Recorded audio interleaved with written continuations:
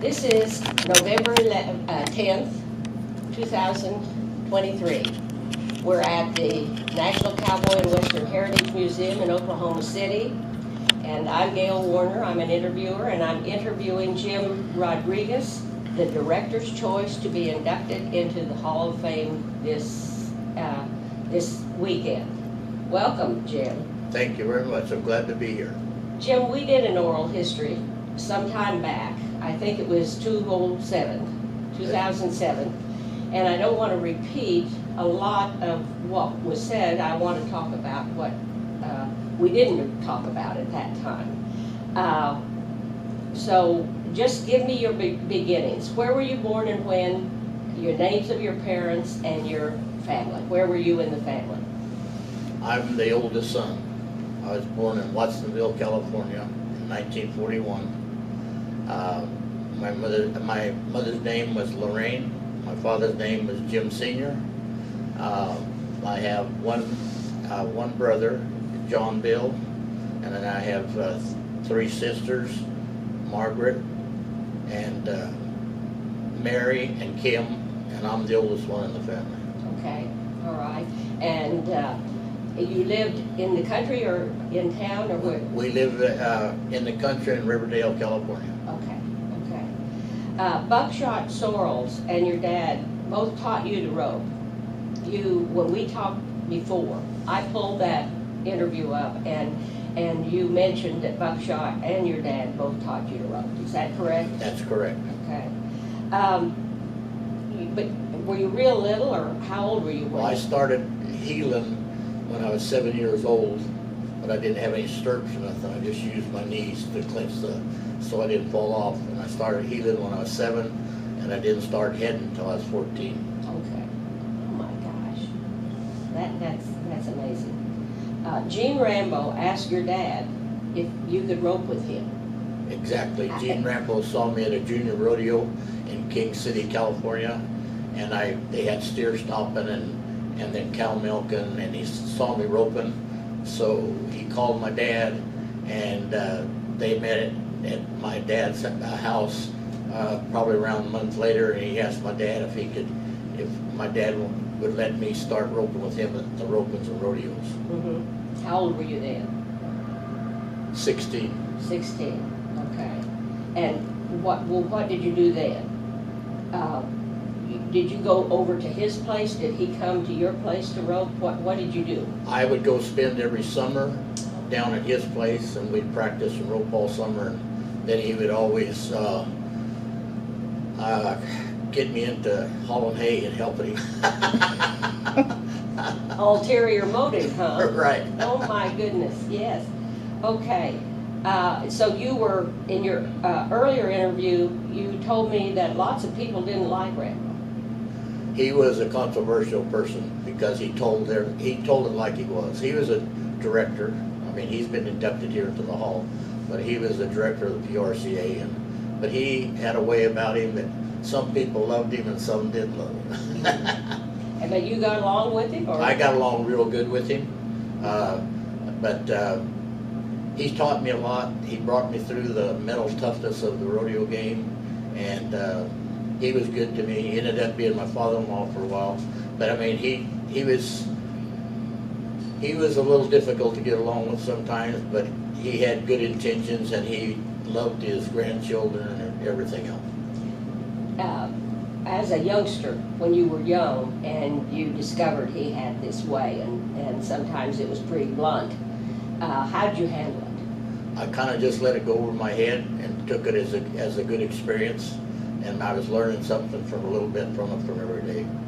Well, obviously, you didn't let it be a negative to you at No, all. there was no negative. I didn't let it be a negative because I didn't want it to be that way. Mm-hmm. Because with a good partnership, that wouldn't have been that's the thing to do. You won how many national finals with him? I won 4 national finals, 2 with Gene and 2 with Ken Luman. Okay. And this is in team roping. It was in team roping. The first one is 1959 in Clayton, New Mexico, and the second one was in Scottsdale, Arizona in 1960, and then the third one was in 1966 with Ken Luman, and then in 1973 was the last one with Ken Luman. And to make it fair, when I won Clayton, New Mexico, the finals there, it wasn't held with the events in Dallas, it was held with the steer roping and barrel racing. And I got a little tin buckle when the other finals winners of Dallas got the big, nice Don Ellis buckles. Scottsdale, when we won it, they didn't give anything. And then I started getting, my wife Nancy wears my last one that I won in 1973, and the one I won in 1966 is in the Hall of Fame in Colorado Springs. Okay. Let's go back to the first one, the one in Clayton. That was quite an experience. And how old were you then? You were the youngest? Yeah, I was the youngest world champion crowned in rodeo history, and that I had just turned 18 years old in September. Okay. And it was in October, I believe. The first day it snowed, was 15 degrees. The next day the wind was real, blowing 30 miles an hour, and it was clear, but it was cold and windy and miserable. Mm-hmm. And you sat in the car a lot of the time. I sat in the car, and Gene brought me the rope and my horse, and he warmed him up, and because he took the cold a lot better than me. You know, Gene was born in 1970, so in 1959, he was born in 1920, so in 1959 he was older than he was 20-some years older than me. Yeah. So he had more experience at that, and he just said, "You sit here, I'll get everything warmed up." And then when it was, they just started. They had steer roping at that time too, and when they got to the steer roping, he had my horse there, and I got on. We were ready to roll. Mm-hmm. Mm-hmm. That was thoughtful of him and Right. and such. But what an experience that must have been. Yes, it was. It was but it was so cold and so miserable that when we got through there, they had us right in the arena, and they presented us with these little tin buckles for winning the finals average. And when we left there, wasn't sure that I had won the world or nothing. And I was cold and miserable. When we got in the car, we took off, and I didn't know I'd really officially won it. Gene, when we left there, Gene says, "Jimmy, I think you little snot-nosed kid, you won the world." And I said, "I don't think so. I don't know." Well, that night we stopped in Albuquerque, New Mexico, because Gene and his family and I were traveling together. My dad went with some friends in another rig, and we all happened to stop at the same motel in Albuquerque, New Mexico. And my dad informed me that Gene was right, that I'd won it by $60-some. I'll be darned. What an experience. The only hint I had that I might have a chance is before the last go-round, Art Arnold walked up to me and he says, "Jimmy, I think if you win this average, you can win the world." And I said, "Art," I don't have any idea. I'm just going to try to catch this last one and see what happens. And you did. Yeah. And you did. And so you won the average and the world. Right. Well. And in Scottsdale, I won the average in the world. Now let's go back a little bit and talk about something that is on the other interview. But at that time, team roping was more of a sport out on the West Coast. Right. And really, most of the people who were up at the top and won the most money were from your part of the country, out in California. Is that correct? Correct. California and Arizona in those days was the two main states that had team roping. And that's the one event that moved east in the country instead of moving west like the frontier's supposed to be. Right, because when I was the director for 2 years, of the team roping director of the PRCA for 2 years, I'm the one that introduced that team roping should become a standard event and get it started in the 7 western states first. Get it started that way, and then hope it grew, and look what it's grown into today. But my team roping buddies didn't like me when I did it. Really? Why? Because when we had those rodeos, some of them you could enter twice, and there was only one world champion in those years. They didn't start making a dual head or heel world champion until I can't remember what year that is. But in those years, it was just the most money won by one person as the team roping champion. And when we entered twice, sometimes you won more money with your second partner than your regular partner won with his second partner. So that's how there was just one. So in other words, you're saying that you could enter twice, but it wouldn't be with the same partner, it Right. would be with a different person? Right, when I enter twice at most of the rodeos, Gene is my main partner, and then sometimes, most of the time I rope with my brother, John, Bill, and Ace Berry. Okay, Ace Berry too, yeah. And Ace Berry became a champion too. Joe was bareback champion, and Ace he worked 2 events. He was real good. Who, now I know that we don't talk about in rodeo, everybody says that they don't have competitors, but who were your biggest competitors?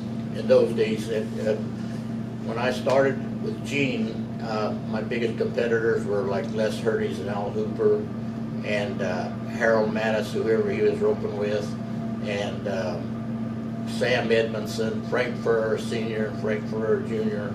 And Frank Ferrer Jr., when I was 14 and started hitting, Frank Ferrer Jr. was 13, and him and I won our first buckles together at a one-head rodeo in Monterey, California. I'll be darned. Boy, you've got some really great experiences here with this. How long did you team rope with Gene Rambo? I think Gene and I roped together maybe for 6, 7 years, and then when he said he didn't want to go anymore and would just stick to the ranching, so then I got a hold of Ken Luman and asked him if he wanted to rope, and he was real young then and kind of immature, but I had him in mind, and Frank Santis, Kendra Santis' dad. I had those two in mind to ask, but Frank was going through vet school, so I kind of didn't think he wanted to rodeo as much, so I got Ken and we started rodeoing, and we roped together for 13 years. Nobody's ever roped together that long that I know of. I'll be darned. So it was the two of you, and you were very compatible, and yeah, and we're the first ones that started roping schools, and we've started team roping schools, and we did it for 6 years, and we started the team roping schools. We're the first ones that started the team roping schools. And the first one was in Montana, and we had 16 a year, and we would rodeo at rodeos, for an example, like at Oakdale, California on Friday, Saturday, and Sunday. Sunday night we'd go to San Francisco and catch a plane and go to where we were putting on a school for Monday, Tuesday, Wednesday, Thursday, and they were 4-day schools in those days, and we'd get on a plane and fly to the next rodeo. And we did it for 16 times a year, kind of spaced out, but after about 6 years I give out and didn't want to do it anymore. Montana, why Montana? Because it was just getting started up there, and they would call me, and they called me and wanted to Who would call you? one of the just a team roper, and had a ranch and cattle, and he wanted to know if we'd put on a school, and so that was the first one. We charged them $100 a piece all in those days, and when we showed up, there were 60 students. Oh my! And in those days we made sure we do dummy rope work in the morning, and then start roping with live steers in the afternoon. And we made sure that every healer, because some of the headers would miss, well, we made sure that every healer got 9 throws. We run 10 go-rounds, but every healer made sure he got 9 throws. So Ken and I would have to jump in at the end of every go-round and head for the healer that didn't get a throw that go-round. Well, we would get pretty wore out. And I remember there was a lot of Indians showed up in Montana, and there was an Indian chief at the end of the arena, and he had a small war bonnet on. And as I was riding by, after the second day, as I was riding by, I heard him say, "He only won good here." What that's wonderful. And I heard him say it, and I looked around, and it was him, and he went like this. Oh, that's great. So, you know, that's how it started, and then the Camarillos, they started putting them on then, and then team roping just kind of exploded. And later, when Ken and I roped together, our main competitors were the Camarillos, Reg and Leo and Gerald and H.P. Evans, or whoever he roped, John Miller, and then Les Hurdy's. I mean, and those were the toughs then. It was Leo and Reg and me and Ken and Gerald and John Miller and H.P. Evans, whoever he roped with, and different like that. Every generation kind of changed. Right. Those were the ones in your generation. Right. Yeah. And in my generation, to be honest with you, when we went to a rodeo, there might be 40 or 50 teams, but you only worried about the 20 toughest ones. The other ones were you didn't worry about them. You were watching like if Les Hurdy's and them roped and were 8 or 9, you knew that was going to place. So that's what was your guideline. Where nowadays, whoever rides in there at the rodeos nowadays can kick your butt, every one of them. But in our days, you still had your toughs that roped real good. And and I'll be honest with you, Leo and I didn't get along real good, but we respected one another. And I can tell you to this day, if he was healing, he could compete with these healers. That's how you felt about him. That's how I felt about it. We only roped together twice. Both times we roped together, we won it. And then, except we roped one year at the finals. He asked me, the last year I went to the finals here in Oklahoma City, he asked me to come and head for him. And I came and head for him, and we placed, but I missed the steer, or we'd have won the average. And it was on me. But the other 2 times we roped together, we won both ropings, but that's the only 3 times we roped together. Now, you talked about Gene Rambo being tough-minded, taught you tough-mindedness. Yeah. And sometimes that's pretty hard to do with a kid. Yeah, well, when I'd miss one, I'd kind of beat myself up. And at the first time I did it, he'd come up to me and he says, "Hey, you got to take the good with the bad." He says, "You're going to have more bad days in this event than you are good days." And he says, "You got to forget it, and you just got to go to the next one and do your best. Don't overthink it. Just forget that one that happened. Concentrate on what we're going to do on the next one." That's the way. And he would keep preaching that to me, and and I got better and better about it to where I didn't even bother. It bothered me, but I let it go. And then Roy Cooper, one year at the finals in Oklahoma City, he missed the calf and went out of the average. And I come up, and we were pretty good friends, knew each other, we were pretty good friends. And I said, "Well, that's too bad, Roy." He says, "Hey," he says, "now the mark of a good champion is see what I do tonight." And he won the go-round. So that's the philosophy you have to take. Yeah, once you realize it and get it really in your head in the right place. But as a kid, we're still growing and learning, and it's tough. Yeah, it's tough, and you know what? I had just graduated from high school when I won my first World. I had just graduated, and I had a lot of baseball scouts wanted me to come to sign a baseball contract, but my dad was living his life through me, and he wanted me to rope because he didn't rope very good, and so he kind of pushed me away, and so I went to roping. I don't know if we talked about this before or not, but your roping money went to your family. Yes, it did. It wasn't just your money. You No, roped when I won something, all of it for a few years, all of it went to the family because in them days things were kind of tough, and but I never lacked for anything. I didn't lack for anything, but my dad was hard on me. Yeah. I can remember. He got mad at you. Yeah, we roped. I was in the lead at Chowchilla in the average with Gene one year, and I missed the last steer. And on the way home, the only thing he told me, it was a 2-hour drive, and the only thing he told me, he says, "You know how much money you cost the family?"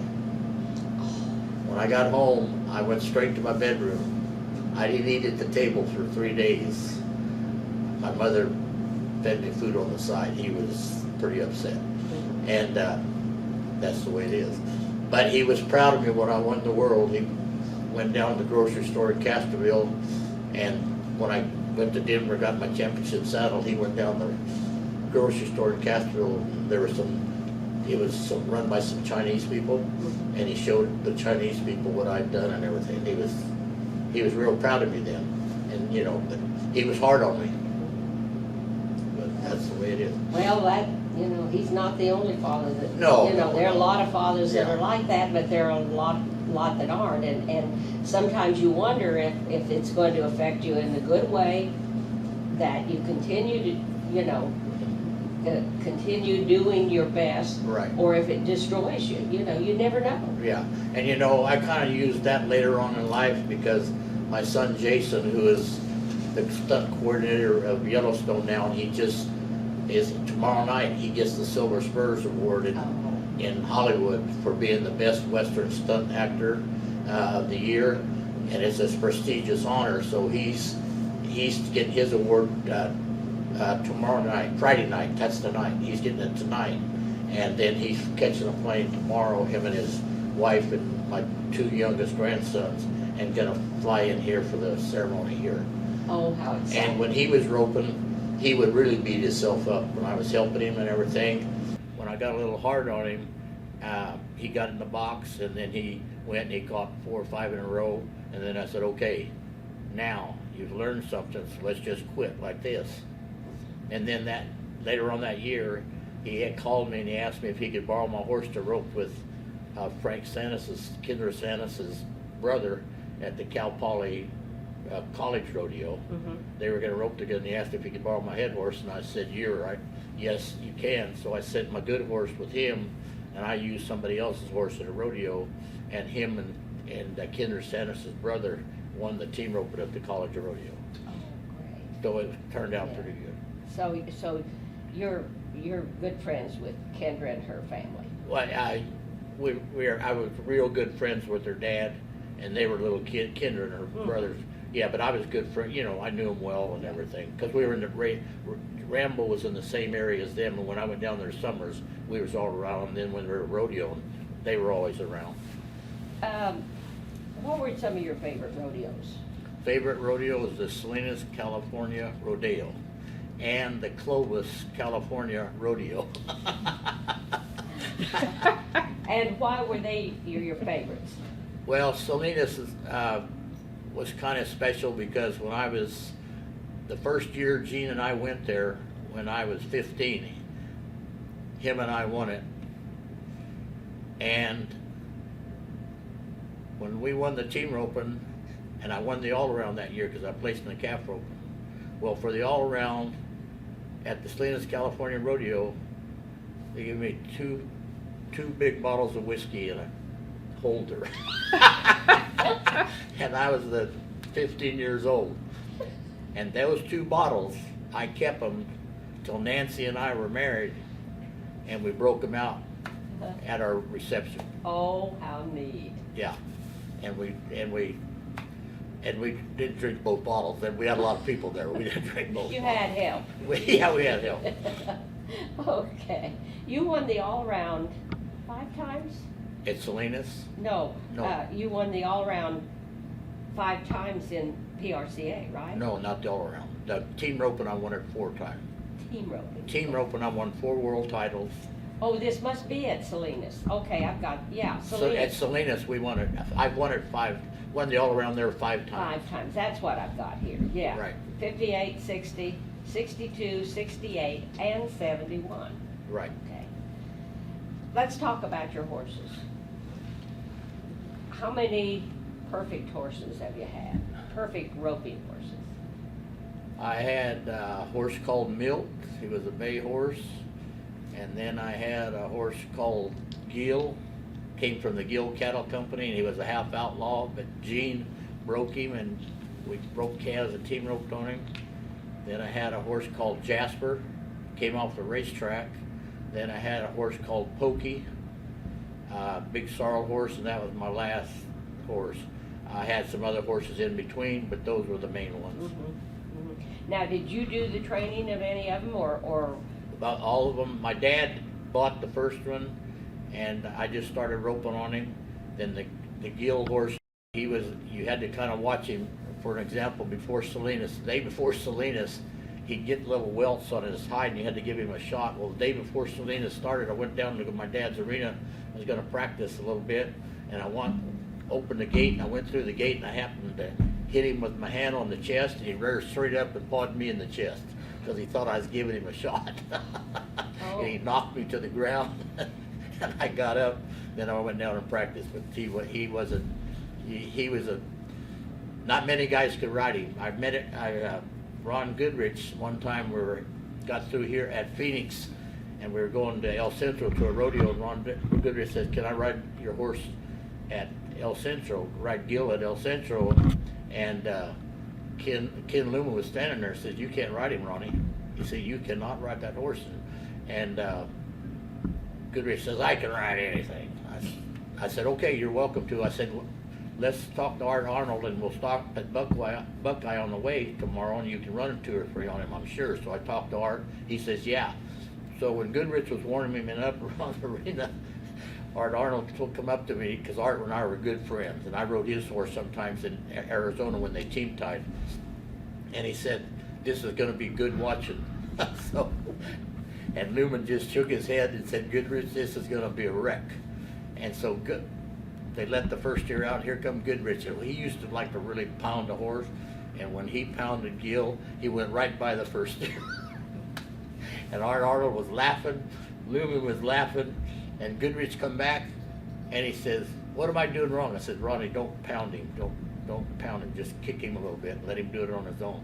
And the next one, he just barely got a throw. He come back from the catch spin, he threw the rope on the ground and says, "You can have this German tank, SOB." And Art Arnold just started laughing.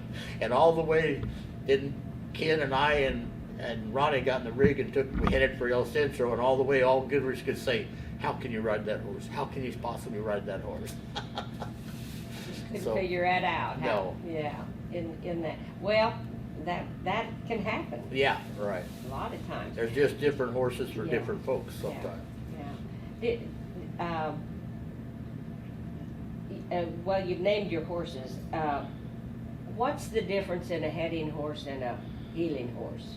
Is there a difference? Yeah, there's a big difference. Your head horses, they have to score good, they have to run harder, because they got a barrier in front. The heelers generally don't have a barrier, and the head horses got to be able to really run, score good, really run, and then when you rope and get a hold of steers, they got to be stout by the saddle horn to keep the steers on a rope, on a tight rope, so the heeler can get a good throw. The heel horses just got to run down there. They're important, but they just got to run down there, and the main thing is turn in and give their partner a good throw. They don't have as much to do.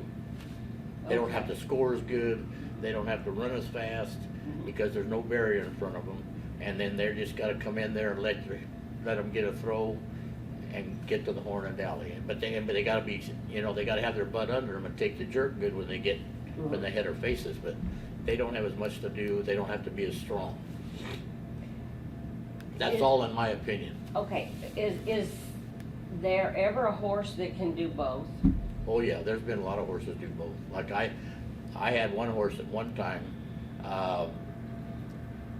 Maxwell, and I sold him to John W. Jones Jr.'s parents, because they were good friends of mine, Joanne and John W.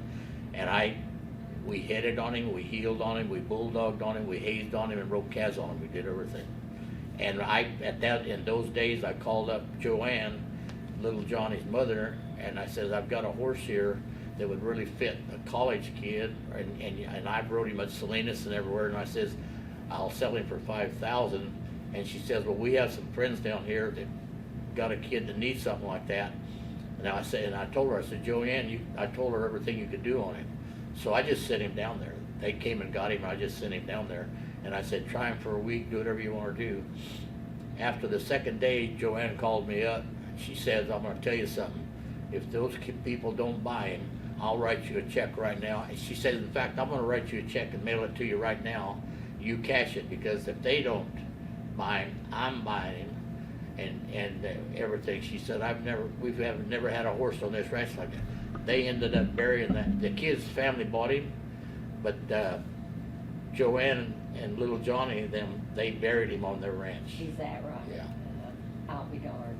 Well, the horses have to be a part of the event you're in. Oh yeah. They've got to be your team partner, really. If you and your horse don't fit one another, and he's not a good horse, you're born dead. And you gotta be able to admit, Right. sometimes it's you, not yet, not You gotta, them. the toughest thing is to admit when they're losing it. Like when you're a good horse, you know he's losing it, and he might be better for a high school kid, but he's not better for what I gotta do in the professional ranks. That's the toughest part, letting them go. Yeah. Oh, Or if they get crippled, or you gotta put them down or something. yeah. Oh, yeah, but that happens. I That mean, happens, that's part of the game. Yeah. I lost, I lost 3 good horses that I had roped on and seasoned at jackpots for up to 8 months, all 3 of them.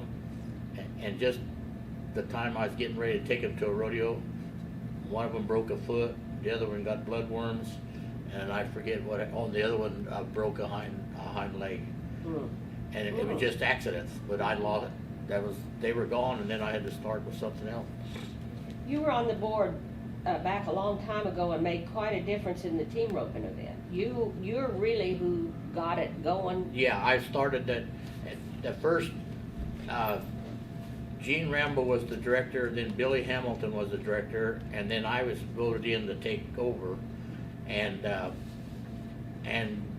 Billy had told me that at a board meeting here in Oklahoma City he told me that he was trying to get it to be the first to have an event. The team rope would try to be a standard event in the first in 7 states, but he could never get it done, and he had just brought it up, and he couldn't get it done, and he was out. They voted him down. They didn't kind of want to talk about it. Well, when we got, they had meetings then in Oklahoma City, then you'd start at Denver, then they'd have one at Phoenix, then they'd have one at Albuquerque, the Cow Palace. Well, that year, my first year in, we got to Albuquerque, and the barrel racers came in and made a speech and said that they wanted to make the barrel race their standard event.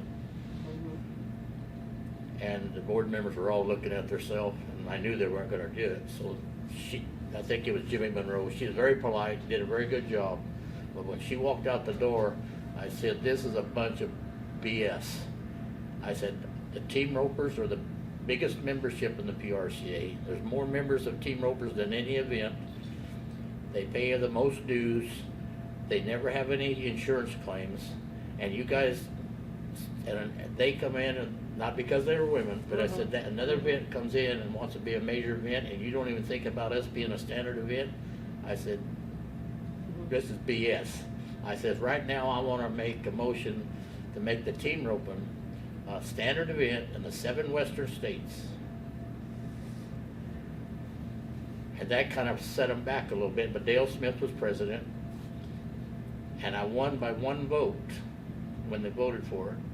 But we only could go once. In those 7 western states, you could only enter once. And you could go for half the prize money. In other words, if the other events got 1,000, team ropes only got 500. So we passed it at Albuquerque. When they got to Cheyenne, they brought it up again. I won by 1 vote. And Dean Oliver fought it, but I mean, he had his right. He was a director. He didn't like it. He was strictly a calf roper. Right, strictly a calf roper, and it was getting into his pocket, taking some of the purse from the other events and put it in our event. And he had his right. I mean, it's no big deal. So then we got to the Cow Palace, had a big general meeting where everybody could come. We had to answer 12 tough questions and this and that. So they voted on it again there. I won by 1 vote, and I said, "That's it. There ain't no more votes." So I was going out that next year, and Dick Yates was coming in. And I said, "Dick, it's standard in the 7 western states." And I said, "They're going to fight you on it, but hang tough, because this is the future of team roping, I believe."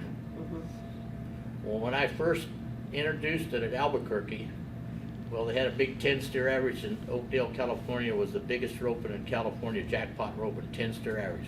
It was, if you won that, it was real prestigious.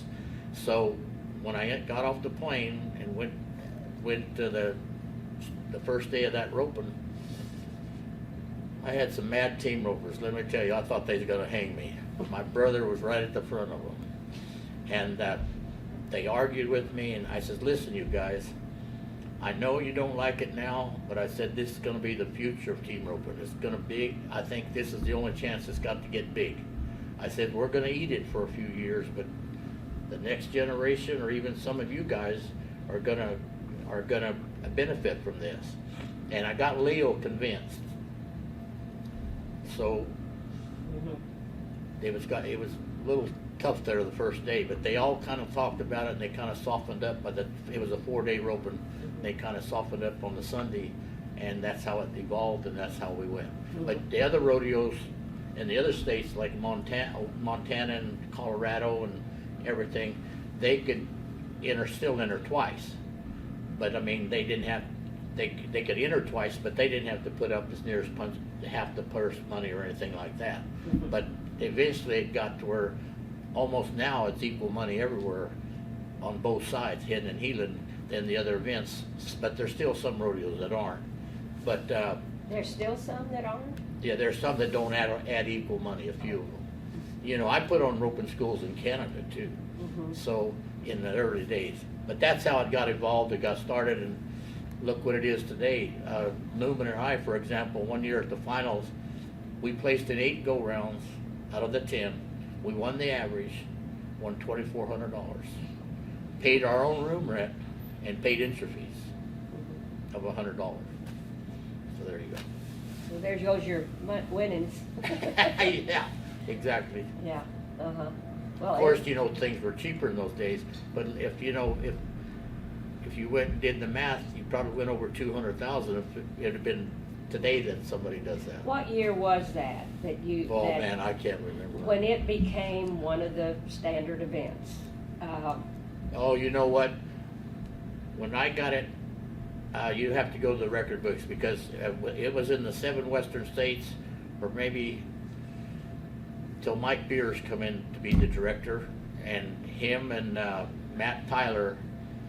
I think they finally made it or Dick Yates might have. You have to go back. I can't remember what year it became a standard event, and they had to have it everywhere. And Cheyenne didn't have it for a while. No, they were slow coming in because of the big steer roping. Right. Yeah, right. that was their big thing, and the senior steer roping. Right. And it was, but that was really late. Yeah, they're one of the last ones that come in, and then Calgary last year. I don't know if they did it this year, but last year before this last, they had it, but they had it in a different spot, not at the rodeo grounds. Yeah. Well, you were amazingly involved in this and got it done, but it. Yeah, well, I tell you what, I took a beating sometimes. I know you. Well, did, at that time, I was married to Carla Serby. And Mike was one of the biggest stock contractors. Well, the year we voted it in at Cow Palace, and it was final, and I said no more votes. The word got out, and that night in the alley, the alley where the rodeo office was, and where the Cowboys rode up and down, he walked up to me and he started in on me, and him and I got into it. And she was embarrassed because a lot of people around, and she left, and we argued and argued and argued, and we went on with it though. Well, I took a lot of beating, verbal beating, and and guys did. Walt Osbaugh, he didn't want to do it, but you know what? He worked with me, and I said, Walt, you just go rent some cattle from their jackpot cattle for the first couple of years. I don't care. You don't have to carry them. Just rent them. I said, we just want to get this started and get it going, and so look what it is today. Yeah, there are some, you really have to think creatively sometimes and really sit down and talk to the people that are the most opposing of what you want to do. Right.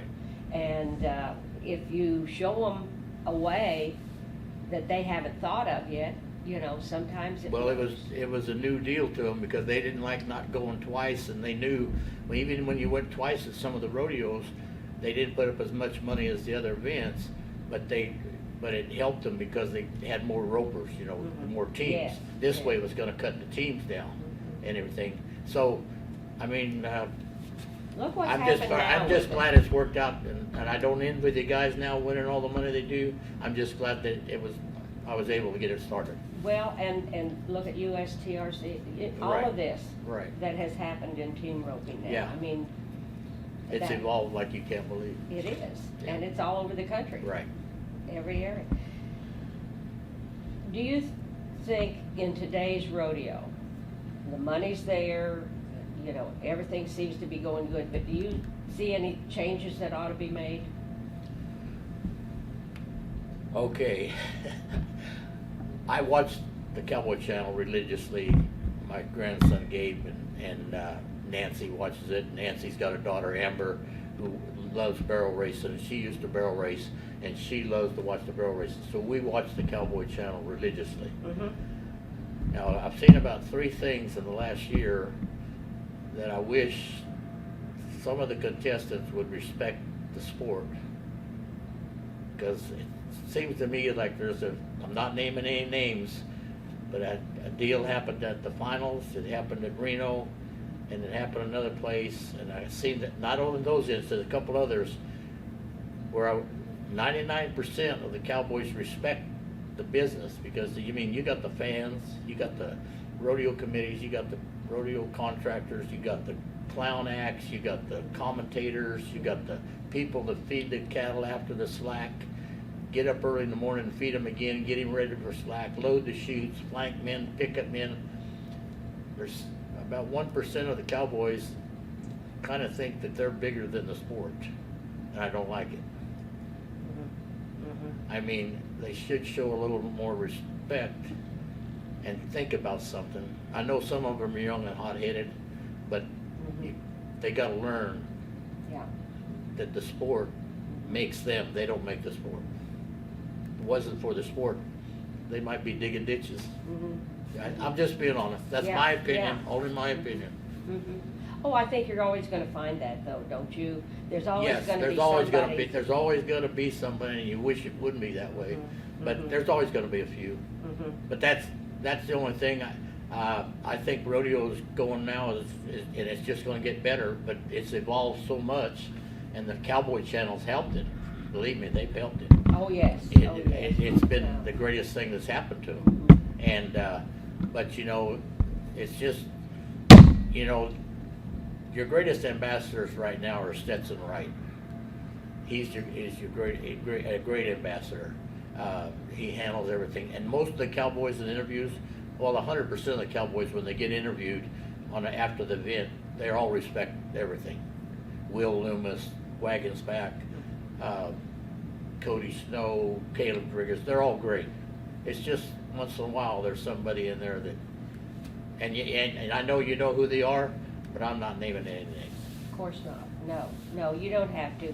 No, but as far as rodeo, the rules and the things, do you see anything that needs to be I done? don't see anything that should be changed. The most controversial rule right now is the crossfire rule in team roping. Mm-hmm. That's the most controversial, and it's always going to be controversial because there's no imperfect way or perfect way to try to read that, because it's a tough deal. See, they started doing that years ago, and then they outlawed it. I mean, they outlawed it. You couldn't. That's why it was done. Because we were losing teams. They were losing teams, and I was rodeoing then. They were losing teams. What is crossfire? Explain that. Well, it's before the header even switches the steer. Healer can throw, and so that's why they outlawed it and wave them out, and now it's getting, these kids are so athletic now, the healers. It's a fine line and a lot of pressure on the flagger, and the flagger is going to make some mistakes, because I've seen sometimes they should have not flagged somebody out, and sometimes they let it go on the Cowboy Channel watching my view. But it's not going to be 100% perfect, because you can't get it perfect. Mm-hmm. And what is this induction that will happen tomorrow night? What does that mean to you? It's a great honor, and I want to thank all of the members, the board of directors, the staff, and anybody else that was involved in getting me here. I appreciate it very much, and it's a great, great honor. It and being the first inaugural person in the Pro Rodeo Hall of Fame in Colorado Springs Yes. are the two greatest things that have happened in my career. You know. Well, those are the two biggest honors, I would say. Yeah, you know, they're, besides my kids, grandkids, Nancy and Gabe, and that it's the greatest, it's a great, great honor. And I didn't think we were gonna be able to make it here because I haven't been feeling real good. When I wake up in the morning, I'm happy. Nancy's got a problem right now with a fractured, she's gotta have a hip replacement, but she wanted to get here, and I appreciate that much. I'm very proud of her, because she's my best friend. Good. Well, it's great to have you share your story again. This is an addition to what we did In Oakdale. 2007 in Oakdale, and I appreciate the time because this is a busy weekend for you, and I want you to have a real good time. Well, we plan on it. Well,